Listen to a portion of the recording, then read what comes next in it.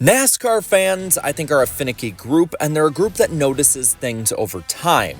And something a lot of NASCAR fans, myself included, have noticed is that attendance at least looks to be up at different racetracks. And this is in comparison to, say, 5 to 10 years ago compared to the peak. It's nowhere near there, but it's definitely on an upward trend. Attendance this year, for instance, at Texas or Dover or even Bristol Spring looked way better than their most comparable races beforehand. The Daytona 500 on a Monday looked jam-packed, and we know for sure there would have been more people there had it been run on its scheduled time. Michigan, when it's able to run at its scheduled time, looks pretty damn good. The Coke 600 the last few years has had well over 100,000 people at it. And I think the big question is, why is NASCAR's attendance up? Why is this happening? Is it just something that we're noticing? Is it the optics, camera angles? What is it? Well, I think what you have to do is look back to the fall a little bit. And the particular part of that is the bottoming out. 2019 and 2018 were probably the sparsest looking crowds NASCAR has seen in the last 30 or so years. It was the fallout of guys like Dale Earnhardt Jr., Jeff Gordon, and Tony Stewart retiring from the sport. And you saw especially some pretty good drivers and popular ones like Jimmy Johnson and Matt Kenseth either retire from full-time driving or not look like their old selves. Carl Edwards was gone, you name it. I think that's a big part. You had a very diehard group of fans who were disenfranchised or just flat out left the sport. You see it in the TV ratings, and visually you could see it with the attendance numbers. And NASCAR at that point had still been removing seats for years, but it was not enough to really look good at a lot of tracks. Then enter in 2020. I will say, by the end of 2019 into 2020, there was interestingly a bit of hope going into the new decade. And at the end of the year, for instance, the Bristol Night Race had probably its biggest crowd in years. And going into 2020, the Daytona 500 looked to be the same. I was there. It was an intense and amazing buzzing atmosphere until the rain showed up. And the early races that season did see interest be up on TV as well as a bit at the track. And then, of course, COVID hit. NASCAR, the world, everyone was at a standstill and then went into triage. And I think that COVID is the first step to what we see today with fans showing up at the track again. The first comeback step was people missing what they had. A lot of people who would go to races might have said, okay, I won't go to this one, I'll just see it next year. Well, COVID, no matter what way you experienced it or saw it, I think proved to us that a lot of great things we took for granted. And especially with an influx of money that people had at the time, coming into 2021 when the restrictions were pretty much gone, the COVID bump up really started to trend upwards that a lot of other sports didn't see. A lot of sports might have seen the bump up and then go back down a bit. NASCAR, since then, I think has actually went up mostly.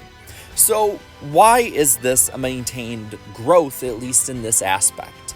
Well, I think it's a growing and solid base. I have a theory that when you see ratings generally the same or up in the two lower series, Xfinity and Trucks, you see the diehards watching.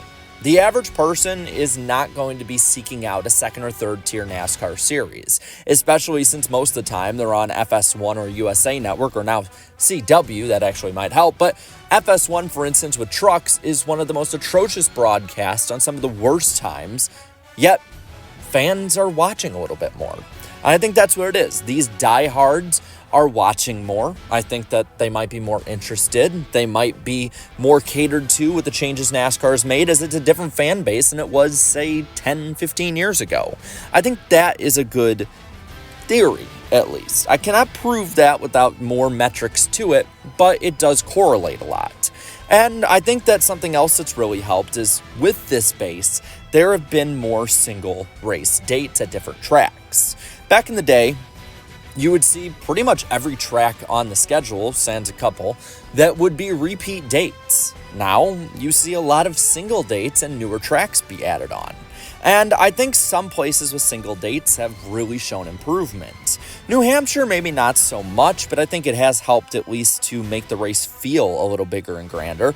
But Texas, for instance, Dover, Pocono, Michigan, these were floundering, struggling tracks with 2 dates. They couldn't support it with 2 dates, both television-wise as well as attendance-wise. And now you look at Texas, probably their biggest crowd in a decade or so, give or take. You look at Dover, their biggest crowd in probably 5 or 6 years. Pocono recently had their biggest crowd in a decade and a half. And Michigan now is actually bringing more people in for the first time in a long time from the years before. And while it will, in general, make their attendance go down yearly, say a Michigan race with 2 races having 30,000 people show up is going to be less people than one race with 55,000 showing up. But overall, the sport will see more people in general showing up because that Michigan race that had 30,000, well, it jumped up 25,000 to having however many, 55,000 it has now. And then instead of 30,000 for that other Michigan race, well, they replace it with, say, at the time, I don't know, Road America. And that has 100,000 people show up. Then you're seeing that overall growth of the sport, which helps it while maybe hurting the tracks in the short term. There's more markets now, and with that, you're able to bring it to more people. Los Angeles and Chicago were 2 big ones with the Clash and Street Race, but we've seen it with more purpose-built tracks that NASCAR has went to. COTA with Austin. You went with the old school North Carolina market again with North Wilkesboro, Gateway in St. Louis, the Midwest in general with Iowa, as well as Road America, like I mentioned before. Nashville with Super Speedway now could bring people to the fairgrounds in the city long term, and Portland with the Xfinity Series for the Northwest. And when you come to that as well, you return to the old. We talked about North Wilkesboro coming back, a lot of hype for that. The Bristol Spring Race is back, the Brickyard 400 is back. People, again, missing what they had before, and you have this tidal wave up that might be able to help those events, not just in the short term, but maybe long term. Changes-wise, the Indy Road Course did actually help attendance per the Indy Star as well as some other sources, and the new Atlanta reconfiguration has been a hit with fans, so that has helped with that track in particular, and it's actually able to be stable with 2 dates.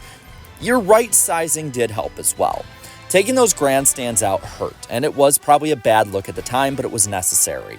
They were not able to hold 100 to 200,000 fans at a lot of these tracks. The amenities would be helped. For instance, a lot of them just took out every other row for more foot room and amenity room and widened seats out. It's more comfortable to be at a NASCAR race now than it was, say, in the 2000s. They adjusted to the audience they had. Charlotte Motor Speedway at one point had over 150,000 seats at it. It can't sell that. It just can't, even for the Coke 600. It can sell around 100,000, and that's what it has now, and you see sellouts for this race almost yearly. Same for Daytona with the Daytona 500, and they can build it out later if they need to, but they don't have the overbuild now. You can't guarantee easy tickets for a NASCAR race at most places nowadays, so a lot of fans, especially diehards, are more inclined to get them early, and then people buy the rest of them up that might have showed up later. It does help that over time.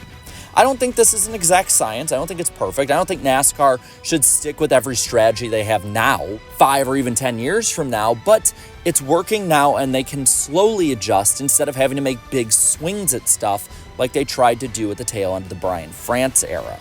That's at least my thoughts on it. Now I want to hear from you. Why do you think NASCAR attendance is up, both this year and the last couple years?